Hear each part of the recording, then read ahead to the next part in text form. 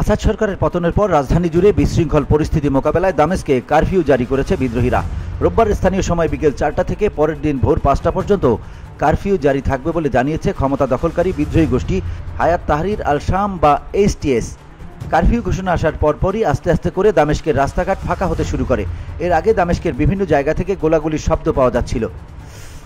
রোববার দিনের শুরুতে দামেস্কের রাস্তায় রাস্তায় প্রেসিডেন্ট বাশার আল আসাদ সরকারের পতন উদযাপন করতে দেখা যায় সিরীয় নাগরিক ও বিদ্রোহী বাহিনীকে।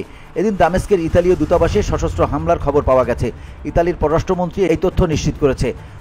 হামলা হয়েছে দামেস্কে অবস্থিত ইরানি দূতাবাসেও।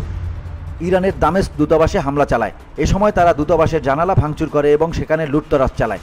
অনলাইনে ছড়িয়ে পড়া ভিডিওতে দূতাবাসের ভেতরে অস্ত্রধারীদের ভাঙচুর চালাতে দেখা যায়। VOD Bangla news desk.